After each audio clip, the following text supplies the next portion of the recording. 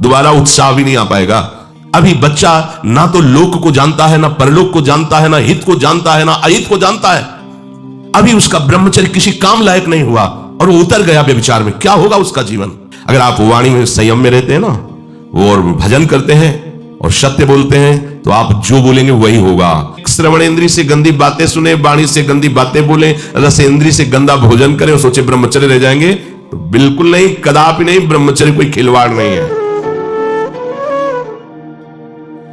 अब जो इस मार्ग पर, अध्यात्म मार्ग पर, आनंद मार्ग पर चलना चाहते हैं, तो उनको एक इंद्रिय के संयम के लिए पांचों इंद्रियों पर संयम करना होगा। ज्ञान इंद्रियों पर एक बात सुधारने के लिए, ब्रह्मचर्य का रक्षा तभी वो उपासक कर सकता है जब सर्वतोभावेन ब्रह्मचर्य होगा।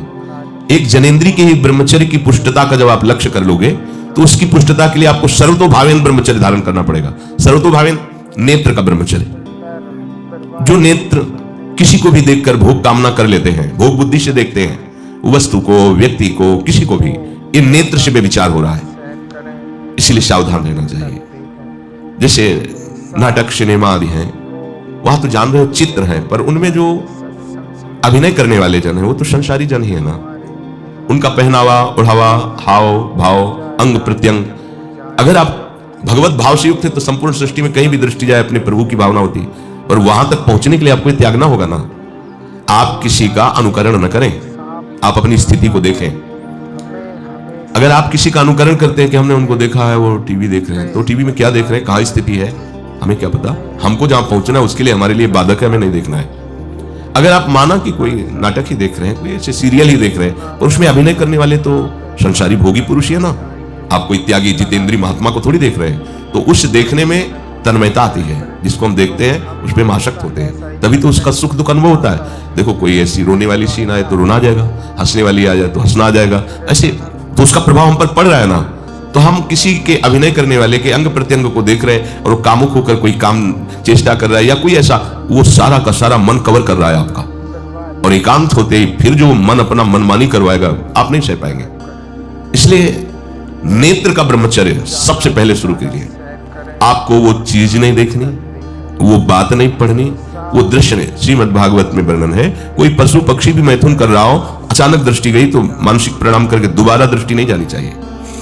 इसीलिए लिखा है कि आप एक धनुष भूमि को देखकर, एक धनुष, इसमें किसी की हानि नहीं होगी, आपकी भी हानि नहीं होगी, आप एक धनुष भूमि देख करके ही चलिए। मतलब बहुत लंबी दूरी देखने की जरूरत नहीं है, बहुत दृष्टि उठा करके इधर उधर गर्दन हिलाने की जरूरत नहीं है। और जैसे कि कोई टक्कर मार सकता है, तो देखो जिनको प्रारब्धानुसार टक्कर लगनी होती है ना, वो चाहे जितनी सावधानी से चलो, वो प्रारब्ध आकर के दंड देता है। अन्यथा सीम की चाप सके को तासु बड़ रखवा रमापति जासु। आप जा रहे हो भगवत चिंतन करते हुए, तो प्रभु का नाम आपका पहरेदार अंग रक्षक है, कोई बाल भी बांका नहीं कर सकता।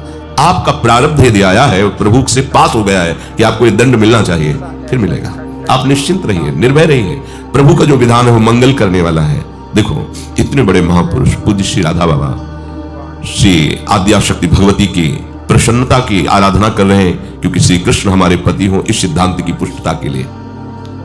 और पैर फिसल जाता है, स्नान करने जाते हैं, खड़ाऊ पहने हुए थे, टूट जा, अंग टूट जाता है, दवा नहीं लेते, बांस की खिपचाल बांधकर पुनः अनुष्ठान में बैठते हैं। बलिहारी ऐसी सामर्थ्य की, ये भागवतिक प्रारब्ध ऐसे महापुरुषों को भी दंड दे देता है। देखो ना, ऐसे महापुरुष जो ऐसी ऊंचाई पर पहुंचे हैं और इतने भागवत भजन में नियम निष्ठ है, उनको भी प्रारब्ध दंड दे रहा है शरीर को। तो अपने को इससे निश्चिंत हो जाना है। जो होना है उसे रोक नहीं सकते, जो नहीं होना उसे कोई कर नहीं सकता। अपने आराध्य देव के चिंतन में ज्यादा नेत्रों को इधर उधर दौड़ाने की जरूरत नहीं है। नेत्र का ब्रह्मचर्य, फिर वाणी का ब्रह्मचर्य, बहुत बड़ा प्रभाव पड़ता है इससे। यदि आप जवान से अश्लील बातें, गंदी बातें, कामुक बातें करेंगे तो आप ब्रह्मचर्य रह ही नहीं सकते। अगर आप वाणी से परस्पर शरीर आकर्षण वाली बातें करेंगे, उसको देखा तुमने क्या, बस आप गए। चाहे वो स्त्री शरीरधारी साधक हो या पुरुष शरीरधारी, परस्पर आकर्षण संबंधी यदि वाणी खुली आपकी, तो वाणी के व्यभिचार से आपका जनेंद्रिय का व्यभिचार प्रारंभ हो जाएगा। आप रोक नहीं सकते, नहीं रोक सकते। इसलिए वाणी से भी कोई ऐसी वार्ता ना कीजिए जिससे आपके अंदर काम वेदना बढ़े। श्रवणेंद्रिय का, कान से गंदी बातें, व्यभिचार की बातें, कामुक बातें सुनना जिससे हमारे हृदय में कामना जग जाए, बिल्कुल नहीं। भले वो किसी को लेकर टीका टिप्पणी की जा रही हो, देखो वो साधक है, उसको हमने देखा, वहां ऐसे देख रहा था, वैसे कर रहा था। वो तो आपको समझ में आ रहा है कि किसी साधक की बात करें, वो तुम्हारे नाश के लिए उपाय कर रहे हैं जो आपको ऐसी बात बता रहे हैं। क्यों? क्योंकि आप भी तो साधक हैं। श्रवणेंद्रिय का व्यभिचार हो रहा है। आराध्य देव के सिवा और कोई बात कान से सुनना उसे व्यभिचार कहते हैं। इसलिए महाप्रभु कहते श्रवण फूटो जो अन सुनो। ऐसा हमारा अगर कान कुछ और सुने तो फूट जाए, नेत्र कुछ और देखें तो ये नेत्र नष्ट हो जाए, वाणी कुछ और बोले तो मुख हो जाए। हमारी श्रवणेंद्रिय का व्यभिचार नहीं होना चाहिए। धर्म की बात, अपने आराध्य देव की बात, शास्त्र सम्मत बात हम श्रवण करें। अन्यथा अगर कोई ऐसा मित्र है या हमारा साथ में रहने वाला है, कोई किसी भी साधक की को लेकर बात कर रहा है, तो भी हमें कान में उंगली डाले नहीं। हम कोई ईश्वर थोड़ी कि हम किसी को संभाल लेंगे, हम अपने को नहीं संभाल पा रहे। हमारे सामने किसी की बात मत करो। ऐसी करना है तो प्रभु की चर्चा करो, अन्यथा मत करो। तो अगर आप श्रवणेंद्रिय का ब्रह्मचर्य, वाकेंद्रिय का ब्रह्मचर्य, नेत्रेंद्रिय का ब्रह्मचर्य और त्वगेंद्रिय का ब्रह्मचर्य, अनावश्यक किसी को स्पर्श मत करो। परस्पर विरोधी शरीर को तो भूल कर मत करो। विरोधी शरीर जैसे हमारा पुरुष शरीर है, सामने स्त्री शरीर है, तो किसी भी तरह से सेवा के लिए संकेत करना या किसी भी सेवा के लेन देन में बचाव पक्ष में रहो। यहां रख दीजिए सामान, फिर आप उठा लीजिए। सीधे हाथ में सामान लेना नहीं, सीधे हाथ में सामान देना नहीं, जमीन में रख दीजिए। बहुत पवित्र है तो आप कुर्सी पे जो भी आसन उसका हाथ में लेने का नहीं। परस्पर विरोधी भाव वाले शरीरों का स्पर्श बिल्कुल निषेध है, किसी भी कारण से न किया जाए। मान लीजिएगा ये बहुत मतलब आवश्यक है। यदि आप इसमें चूक कर गए तो धीरे धीरे आप फिसल के वहीं खड़े हो जाएंगे जहां से चढ़ना मुश्किल है। किसी भी शादिका को, किसी भी साधक को परस्पर लेन देन हाथ में नहीं करना चाहिए। मानो हमारी बात, आपको माला देनी है, चौकी पे विराजमान करो, हम उठा लेंगे। हमें कोई सामग्री दी, ये सामान रखिए, आप उठा लीजिएगा। कभी भी कोई भी परस्पर मुस्कुराहट, बातचीत, ऐसे कोई इशारे यदि दिखाई दे तो आप बचो और उसको बचाओ। साधक है, शादिका है, उससे गलती हो सकती है, आपसे भी गलती हो सकती है। आप सत्संग सुनते हैं, आपको लगा कि इसकी मुस्कुराहट, इसकी कुछ चेष्टा ऐसी दिखाई दे रही है जो हमारे अंदर कामुकता पैदा कर सकती है, उसको भी बचाओ और स्वयं बचो, तो भगवान आप पर प्रसन्न हो जाएंगे। वो देख रहे हैं अंदर की बात। साधक को बहुत सावधान रहने की आवश्यकता। ये इसको खिलवाड़ मत समझो, इसीलिए कह रहे हैं ये अध्यात्म है, ये परमार्थ है। आपको लगेगा नहीं कि क्या हुआ, मैं कहां भ्रष्ट हुआ, ऐसी जगह खड़े हो जाओगे कि जान भी नहीं पाओगे कि मैं कहां चढ़ रहा था। दोबारा उत्साह भी नहीं आ पाएगा। बात अच्छे से समझ लीजिए। तो हमारी त्वगेंद्रिय का बेविचार ना होने पावे। सहसा किसी का इस पर, किसी की भी अगर सेवा करने का सौभाग्य मिले, फिर उसमें ये प्रश्न नहीं होता।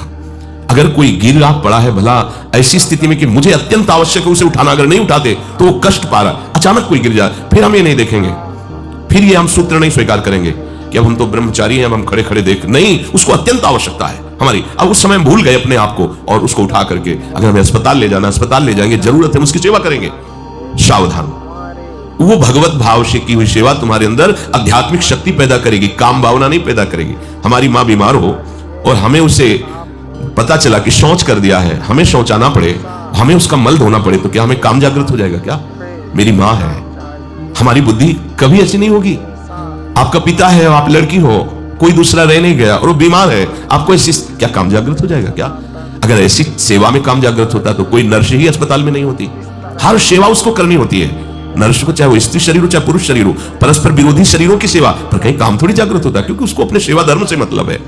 तो ये सेवा के समय इस सूत्र को न देखा जाए, पर ध्यान रखें, अत्यंत आवश्यक जहां आपके सिवा नहीं हो सकता, वहां अगर हमें ऐसा अवसर मिलता है कि सेवा उसे हो सकती है, तो हम पहले उसे प्रेरित करेंगे।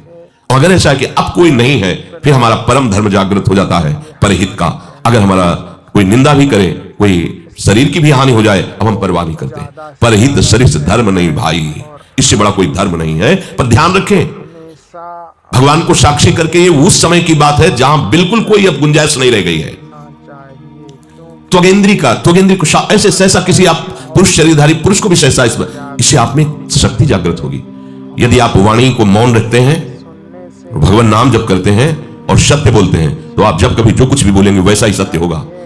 गांधारी जी ने कोई तप नहीं किया था। जब सुना कि मेरा ब्याह धृतराष्ट्र से हो रहा है जो बाह्य नेत्र रहित है, उसी समय पट्टी बांध दी कि जब मेरा पति संसार को नहीं देख सकता तो मैं भी संसार को नहीं देखूं। जब मेरा पति मेरे रूप को नहीं देख सकता तो मैं भी किसी के रूप को नहीं देख, पट्टी बांध दी थी। जब महाभारत का युद्ध चल रहा था, बड़े बड़े वीरों को मार गिराया जा रहा था, गांधारी ने दुर्योधन से कहा, सुन, मुझे पता है कि भीम की गदा को तो झेल नहीं पाएगा, क्योंकि सबसे बड़ी बात भगवान का वरद हस्त उनके ऊपर है। दूसरी बात वो पवन पुत्र है, वो जब अपने आवेश में आ जाएगा तो तेरी सामर्थ्य नहीं कि उसकी गदा के प्रहार को तू सह सके, पर मैं तुझे शक्ति प्रदान करूंगी। मैं एक पतिव्रता हूं, आज तक कभी पति का वर्ण करने के बाद कुछ देखा नहीं है। मैं अपने नेत्रों की पट्टी खोलूंगी, तू नंग होकर मेरे सामने आ जाना। मेरी दृष्टि पड़ते ही वज्र का शरीर तेरा हो जाएगा। किसी की सामर्थ्य नहीं कि तेरे उस अंगों को तोड़ सके। भगवान सब कुछ जानने वाले हैं। भगवान भक्त पक्षपाती होते हैं। भगवान का स्वभाव भक्त का पक्षपात लेना होता है। वो अपने महल से कॉरिडोर से जा रहा था गांधारी जी के पास, भगवान आ गए झट से, तो तुरंत उसने हाथ ऐसे लगा लिया। मुझे शर्म आनी चाहिए यार, तो हस्तिनापुर के सम्राट पद पर अभिषिक्त होने के लिए तैयारी कर रहा है, नंगे घूम रहा है गली में। उसने कहा गली में नहीं, माँ के सामने जा रहा है। अरे कोई बच्चा है, ऐसे जाया जाता है माँ के साथ? उसने कहा माँ ने कहा है कि हम पट्टी खोलकर तुम्हें देख लेंगे तो तुम्हारा शरीर वज्र का, चलो माना माँ की आज्ञा का पालन करो, थोड़ा इन अंगों को तो ढक लो, तुम तो बड़े हो, कोई बच्चे थोड़ी माँ के सामने ऐसे चले जाओगे, ढकना चाहिए तुम्हें। वापस कर दिया। वो यहाँ ऐसे पत्तों से ढका, वस्त्र नहीं पहना, माँ की आज्ञा से ऐसे पत्ते से ऐसे कमर से ऐसे ढक लिया, पीछे आगे ऐसे। गांधारी जी ने पट्टी खोली और जे ही देखा पूरा शरीर वज्र का। तो ये क्या किया तूने, कमर में क्यों बांध लिया? बोले शर्म लगती थी। कैसे आपको? बोले यहीं से मारा जाएगा, भीम की गदा का प्रहार तेरी सी जंघा और कमर को तोड़ देगा, तेरी मृत्यु। मान गई, प्रभु के विधान के आगे किसी का बल काम नहीं करता। गांधारी, ये केवल आंख में पट्टी बांधने की सामर्थ्य थी कि मेरा पति यदि अंधा है तो मैं भी किसी रूप को नहीं देखूंगी। अगर आप वाणी में संयम में रहते हैं ना, वो और भजन करते हैं और सत्य बोलते हैं, तो आप जो बोलेंगे वही होगा। पर ऐसा कुछ अनर्थ वो बोलता ही नहीं, क्योंकि ऐसा संयमी जान जाता है कि इन सब का फल भगवत प्राप्ति है, किसी को कष्ट देना नहीं है। एक एक इंद्री का जब आप ब्रह्मचर्य संयम करोगे तब आपका वीर संयम होगा। ध्यान रखना, आप नेत्रेंद्री से गंदे चित्र देखें, श्रवणेंद्री से गंदी बातें सुने, वाणी से गंदी बातें बोले, रसेंद्री से गंदा भोजन करें और सोचे ब्रह्मचर्य रह जाएंगे, बिल्कुल नहीं, कदापि नहीं। ब्रह्मचर्य कोई खिलवाड़ नहीं है। जो ये तो हुआ इंद्रियों का, फिर आता है अंतःकरण का ब्रह्मचर्य। हमारा मन काम की तरफ तभी जाता है जब उसको निज सुख नहीं मिलता। ध्यान रखना, सृष्टि में जितने भी दुर्गुण दुराचार होते हैं उनमें दो प्रधान होते हैं, एक काम भोग और एक धन, और सब छोटी मोटी बातें हैं। प्रायः जितने भी हिंसा होंगी, जितनी भी भयानक घटनाएं होंगी, भयानक युद्ध होगा, उन दो में अंतर्गत ही होगा, दो के अंतर्गत ही होगा। या उसका कहीं ना कहीं काम से संबंध, स्त्री संबंध से या धन संबंध से है। चाहे जो भी घटना हो उसको देख लेना, प्रधानता दो में ही होगा, कंचन और कामिनी। कीर्ति में कीर्तिवान तो कोई बिरले ही होते हैं, तो वो तो बहुत आगे की बातें हैं। पर प्रायः जितने भी युद्ध हैं, जितनी भी हिंसा है, जितना भी भयानक कुकृत्य है, इन दो में ही होता है। उपासक को ये बात समझनी चाहिए, मन को समझाना चाहिए, सच्ची माने। मतलब वाणी में शब्द नहीं होता इन बातों को बताने का, यदि कहीं मन को समझाना चाहिए। देखो, अपने लोग उपासक हैं, हम जहां जहां आसक्त हो रहे हैं उसमें हमारे मन का केवल भ्रम है। शरीर के द्वारों में कहीं सुख है, घृणित द्वारों में कहीं सुख है। अगर सुख होता तो इनके भोगने के बाद हृदय कह देता कि अब कछुनाथ न चाहिए मोरे, शांत हो जाता। फिर ऐसा क्यों होता है कि उसको एक जगह तृप्ति नहीं होती? क्योंकि वहां सुख है नहीं। फिर सोचता है शायद उसमें हो, उसमें हो, उसमें हो। पूरे के पूरे युग के युग व्यतीत हो गए, कल्प के कल्प व्यतीत हो गए भोगते हुए, क्या सुख मिला? क्या स्त्री शरीर सोचता है पुरुष शरीर में सुख है, पुरुष शरीर सोचता है स्त्री शरीर में सुख है, या आदि आदि। अगर सुख होता तो पूरे ब्रह्मांड में पशु पक्षी कीड़ा मकोड़ा सब मैथुन धर्म से युक्त है, ये सब सुखी हो जाते हैं ना। जो जितना भोगा सकते उतना ही दुखी, देख लो, अशांत, क्लिष्ट, परेशान और पापाचरण युक्त। ये क्या है? मन को समझाइए। वैरागी भगवत मार्ग का पथिक मन के द्वारा ऑपरेशन करता है हर वस्तु का। ये सब इसको ऐसा ना समझे कि बड़ी गुप्त बातें हैं। गुप्त बातें हैं प्रिया प्रीतम के दिव्य चिदानंदमय रहस्य की, ये गुप्त बातें नहीं, इनको समझो खोल करके। यदि आप किसी भी तरह से हस्तमैथुन आदि के द्वारा, गंदे दृश्य देख करके, गंदी क्रियाओं के द्वारा आप अपना नाश करते रहेंगे तो ना आप इस लोक में सुखी रहेंगे ना परलोक में। मान लीजिएगा, ये बातें न तो कही जाती हैं, न सुनी जाती हैं, और न समझी जाती हैं। इसीलिए हमारा बहुत ही आगे की पीढ़ी जो सनातन धर्मावलंबी, जो भागवत, हर देश से महान भारत देश को क्यों कहा गया? ऐसा भी है कि अन्य देश स्वीकार किया जाता है कि हमसे धनी है, स्वीकार किया जाता है कि वैज्ञानिक तत्वों में भी हमसे आगे हैं, पर भारत को महान धर्म धर्मशाली देश कहा गया है। कोई भी किसी भी देश का धर्मगुरु हो हमारे देश में आएगा, हमारी ऋषियों के सूत्रों से ही अपने धर्म को पुष्ट करेगा। सांप का मूल जड़ भारत धर्म का है। कहीं भी हो, कहीं भी देख लो, चाहे जिस देश का नाम लो, कहीं ना कहीं किसी भारत के ब्रह्म ऋषि की छाप लेकर के डोल रहा है। भारत भोग प्रधान देश नहीं है, भारत धर्म प्रधान देश है। यहां धर्म गुरुओं के द्वारा धर्म स्थापना करके चलाया जाता है। यहां आज जो हम समझ रहे हैं कि बाहरी परिपाटी हमारे भारत में आ जाए तो भारत आधुनिक और सर्वश्रेष्ठ देश माना जाएगा, कभी नहीं। भारत अपनी परिपाटी से चलता है, तब सब देशों के ऊपर राज्य करता है। किसी भी देश में न पतिव्रता मिलेगी न यति मिलेगा, ब्रह्मचर्य का कहीं नामो निशान नहीं मिलेगा। ये भारत देश में ही मिलेगा। यहां ब्रह्मचारी मिलेंगे, यहां सती मिलेंगे, यहां प्राणपण से धर्म का पालन करने वाले मिलेंगे। अब हमारे जो नई पीढ़ी है वो आधुनिकता को स्वीकार कर रहेगी। गर्लफ्रेंड, बॉयफ्रेंड, कौन सा रिलेशन है, लिव इन रिलेशन, ये हमारे कहीं किसी भी धर्म ग्रंथ में लिखा हो तो आप बता दीजिए। बाल्यावस्था से आज तक जितने भी धर्म ग्रंथों का स्वाध्याय हुआ कहीं भी लिखा हो तो ये बोलो सर्वनाश का स्वरूप है कि नहीं है। अभी बच्चा ना तो लोक को जानता है, ना परलोक को जानता है, ना हित को जानता है, ना अहित को जानता है। अभी उसका ब्रह्मचर्य किसी काम लायक नहीं हुआ और वो उतर गया व्यभिचार में। क्या होगा उसका जीवन, क्या होगा जीवन, चाहे वो स्त्री स्वरूप में चाहे पुरुष स्वरूप में हो। क्या बिना संयम के ये पशुता के व्यवहार से किसी की ना लौकिक उन्नति होती है ना परमार्थिक उन्नति होती है। पर कौन सुनेगा, यही कहा जाएगा पुराने जमाने के शास्त्रों को केवल वर्णन कर रहे हैं, ये क्या जाने आधुनिक जमाने को। तो आधुनिक जमाने की दशा क्या, और यहां खोल करके देखो। कोई बात नहीं, दोस्त बनाना कोई बुरी बात नहीं, इस बात को हम मानते हैं। स्त्री शरीरधारी पुरुष शरीर को मित्र बना सकता है, कोई दोष नहीं। पुरुष शरीरधारी स्त्री को मित्र बना सकता है, कोई दोष नहीं। लेकिन मित्र का क्या कर्तव्य होता है, कुपंथ निवार सुपंथ चलावा, कुमार्ग से हटा करके सुपंथ में चलाना, उसकी समस्याओं को दूर करके उसको आनंद में से युक्त करना, उसको सहयोग करना, ना कि शोषण करना। दोस्ती कहते हैं उसके दुखों को मिटा करके उसको शांति और सुख के मार्ग में ले जाना। इसीलिए ये जो आधुनिकता बढ़ रही है, ये जो खान पान गलत हो रहा है, ये जो दर्शन गलत हो रहा है, तो इस जमाने में ब्रह्मचर्य ये केवल शब्द ही लिखा मिलेगा, जीवन में नहीं मिलेगा। नए नए बच्चे व्यसन कर रहे हैं, नशा कर रहे हैं, गंदे आचरण कर रहे हैं, क्या होगा, कैसे आगे कोई समझेगा शास्त्र क्या है, धर्म क्या है, बल क्या है।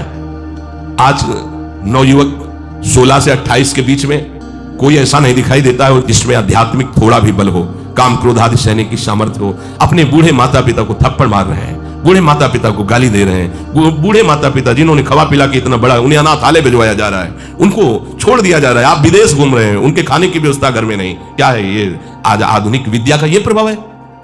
विद्या विनयम ददाति, जो अपने वयोवृद्धों की सेवा नहीं कर सकता वो क्या विद्या पढ़ा, जो दूसरों की रक्षा नहीं कर सकता क्या विद्या पढ़ा। क्या विद्या का यही स्वरूप है दूसरे का शोषण करना? क्या विद्या का यही स्वरूप है कि शराब पीना, ड्रग्स का ये नशा करना? ये क्या विद्या सिखाती है? वो कहा जाता है आज तो आधुनिक विद्या बढ़ रही। मुझे लगता है संयम में रहना ही विद्या का वास्तविक स्वरूप है। अपनी इंद्रियों को संयम में रखना,